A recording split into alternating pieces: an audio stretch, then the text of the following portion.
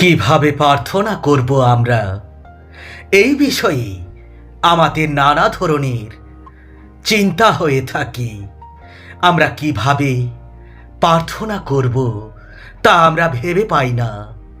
তাই আসুন প্রিয় খ্রিস্ট বিশ্বাসী ভাই ও বোনেরা, প্রার্থনা করার সময় এই 5টি বিষয় অবশ্যই আমাদের মনে রাখতে হবে। প্রথমত, কখন আমরা প্রার্থনা করব।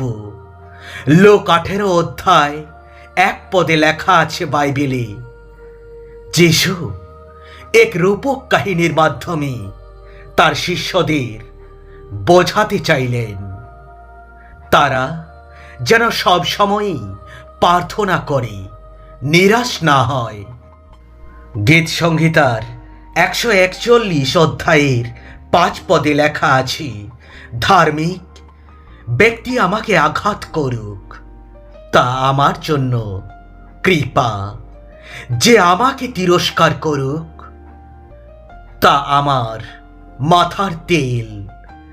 আমার মাথা তা অগ্রাহ্য করবে না, কারণ অনিষ্টকারীদের দুষ্কর্মের বিরুদ্ধে আমি নিত্য প্রার্থনা জানাবো।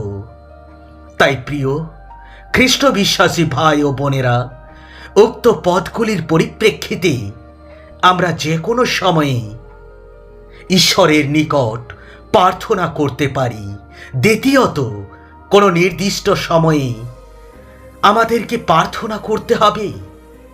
গীত সংহিতা 5 অধ্যায় 3 পদে লেখা আছে, সকালে হে সদাপ্রভু, তুমি আমার কণ্ঠস্বর শোনো। সকালে আমার প্রার্থনা আমি তোমার সামনে রাখি এবং আগ্রহ ভরে অপেক্ষা করি। আমি পরদিন খুব ভোরে, রাত পোহাবার অনেক আগে যিশু উঠে পড়লেন এবং বাড়ি ছেড়ে এক নির্জন স্থানে গিয়ে প্রার্থনা করতে শুরু করলেন। প্রেরিত 16 অধ্যায় 25 পদে লেখা আছে, প্রায় মধ্যরাতে পৌল ও শীল প্রার্থনা এবং ঈশ্বরের উদ্দেশ্যে স্তবগান করছিলেন। অন্য সব কারাবন্দী তা শুনছিল। প্রেরিত 3 অধ্যায় 1 পদে বলা আছে,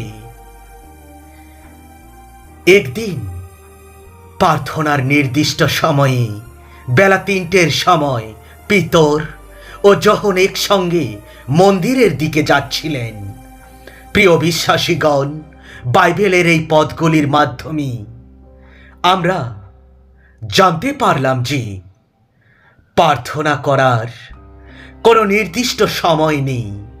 প্রার্থনা যে কোনো সময়ই আমরা করতে পারি। তৃতীয়ত, কতক্ষণ প্রার্থনা করবেন। 1 থিসলনিকীয় 16 পদে বলা আছে, সব সময় আনন্দ করো, অবিরত প্রার্থনা করো, সমস্ত পরিস্থিতিতেই ধন্যবাদ জ্ঞাপন করো, কারণ খ্রিস্ট যিশুতে তোমাদের জন্য এই হলো ঈশ্বরের অভিপ্রায়। তিনি যখন সদাপ্রভুর কাছে প্রার্থনা করেই যাচ্ছিলেন, তখন এলি তার মুখটি নিরীক্ষণ করছিলেন।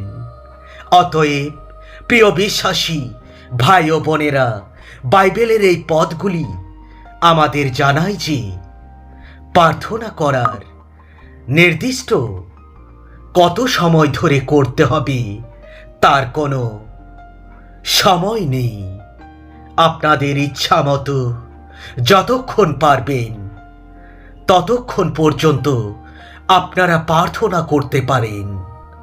চতুর্থত, কোন মন্ত্র দ্বারা প্রার্থনা করবেন।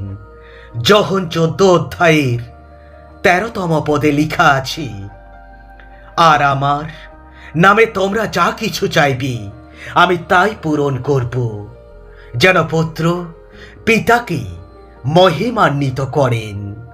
যোহন 14 অধ্যায়ের 14 পদে লেখা আছে, আমার নামে তোমরা যা কিছু চাইবে আমি তা তোমাদের পূরণ করব।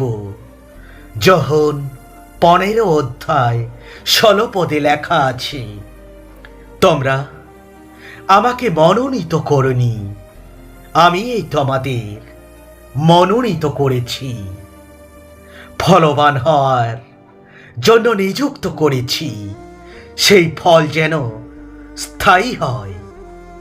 তাতে আমার নামে পিতার কাছে তোমরা যা কিছু প্রার্থনা করবে তিনি তোমাদের তা দান করবেন।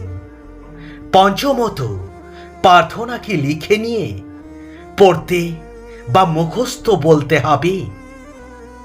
গীত সংহিতা 62 অধ্যায়ের 8 পদে বলা আছে, হে আমার ভক্তগণ, তার উপর নিয়ত তোমরা আস্থা রাখো, তারই কাছে তোমাদের হৃদয় ঢেলে দাও, কারণ ঈশ্বর আমাদের আশ্রয়। 1 শামুয়েল 1 অধ্যায়ের 10 পদে লেখা আছে, গভীর মনোবেদনা নিয়ে হান্না অশ্রুপাত করে সদাপ্রভুর কাছে প্রার্থনা করলেন। 1 শামুয়েল 1 অধ্যায়ের 13 পদে বলা হয়েছে, হান্না মনে মনে প্রার্থনা করছিলেন এবং তার ঠোঁট দুটি কাঁপছিল, কিন্তু তার কণ্ঠস্বর শোনা যাচ্ছিল না। এলি ভেবেছিলেন হান্না মদ্যপান করেছেন। অতএব প্রিয় খ্রিস্ট বিশ্বাসী ভাই ও বোনেরা, আপনারা আপনাদের মনের ইচ্ছা নির্ভয়ে প্রভুর নামে জানাতে পারেন। এতে আপনারা মুখস্থ বা লিখে ঈশ্বরের নিকট প্রার্থনা করতে হবে, তার কোনো বাধ্যবাধকতা নেই। আপনাদের সমস্যার কথা বা মনের ব্যথা বেদনা প্রভু যিশুর নামে প্রার্থনাতে আপনারা জানাতে পারেন। জয় যিশু। ধন্যবাদ।